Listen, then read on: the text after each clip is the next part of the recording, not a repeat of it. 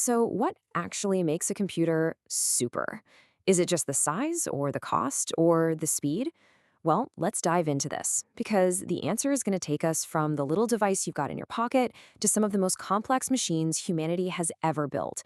And our journey starts in a place that might really surprise you. Yup, you heard that right. To understand these massive, room-sized computers of today, we are actually going to start with the supercomputer you carry around with you every single day. Okay, so check this out. On the left, you've got a top-of-the-line supercomputer from the mid-90s. I mean, this was the absolute peak of processing power at the time. And on the right, your smartphone. So take a guess. Which one do you think is more powerful? It is not even a competition. The phone in your hand is tens of thousands of times more powerful than a machine that the smartest people in the world were using to solve huge problems just a few decades ago. That's just a mind-blowing example of how fast technology grows. But it raises a huge question. If your phone is that powerful, what in the world does a modern supercomputer look like? All right, let's make that leap. Let's meet the modern giants, the machines that make your powerful smartphone look like a simple pocket calculator. We're talking about technological titans, like the Summit supercomputer. So what's the official definition? A supercomputer is, pretty simply, the fastest, most powerful type of computer we know how to build at any given moment. These things aren't for checking your email. No, they are purpose-built machines for tackling just enormous data sets and unbelievably complex problems. And the numbers behind them, honestly, they're staggering. Let's just do a quick run-through of the specs for Summit. And warning, these numbers get big really fast. First up, the price tag, a cool $200 million. The space it takes up? 5,600 square feet. We're talking about the same amount of space as two professional tennis courts, just filled with computer hardware. Now, to keep all that hardware from melting, it needs a serious cooling system. How serious? It pumps 4,000 gallons of water through it every single minute. And all of that, the cost, the space, the cooling, it all exists to do this one thing. Perform 200 quadrillion calculations per second. That is a 2 with 17 zeros after it. How is that even possible?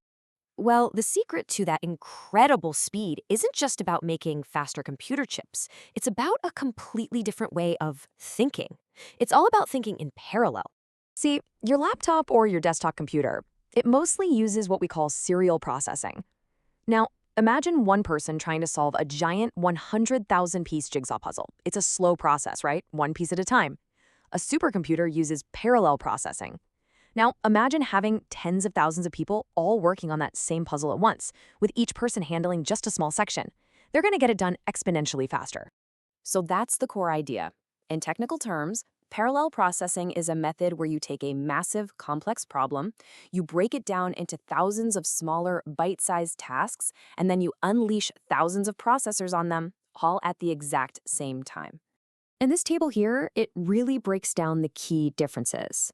We measure your computer's speed in gigahertz, but for a supercomputer, we use something called flops. That's just a direct measure of how many complex math problems it can solve per second. Your computer thinks one step at a time. That's serial. A supercomputer thinks all at once. That's parallel. And of course, the use case is totally different. You use yours for daily tasks, while these giants are busy tackling huge scientific research projects. Okay, so this is all incredibly impressive technology, but let's ask the important question. Why does it matter? I mean, why spend hundreds of millions of dollars on these things? Well, it's because this incredible power is being used to solve some of the biggest challenges facing all of humanity. This isn't just about some abstract academic exercise. As one of our sources puts it so well, this technology has real, tangible results that directly help society. For example, they're used to create way more accurate weather forecasts and climate models. They can simulate how a virus works, which helps us discover new drugs so much faster. They're used to engineer safer cars and planes by running millions of virtual crash tests. They even help us understand the universe by simulating black holes, and they play a crucial role in national security. The potential impact here is so profound that, well, as our source says, eventually, every single aspect of our lives will be changed and hopefully improved by the discoveries these incredible machines make possible. Now, as you can probably imagine, this kind of power has kicked off a bit of a global competition. It's this never-ending race to build bigger, faster, and more powerful machines. But it's really important to see this as more than just national pride. One expert put it perfectly. This is not the space race. This is the race to knowledge. The faster we can compute, the faster we can discover and solve huge problems for everyone on the planet. And the next great frontier in that race? Well, it's already here. It's called exascale computing. We're talking about machines that can perform a quintillion calculations per second. What's a quintillion? It's a billion billion, a 1 with 18 zeros. It's a number so huge our brains can barely even process it. So that leaves us with this incredible question to think about. What will we discover? What will we create, or cure, or solve with a machine that is literally a billion times more powerful than the amazing laptop sitting on your desk right now? And in the end, that's really the most exciting part, isn't it? The hardware is just a tool. The real, true potential isn't in the silicon chips or the cooling pipes, it's in our own curiosity. The use of these machines is only going to be limited by the imagination of the scientists who get to use them.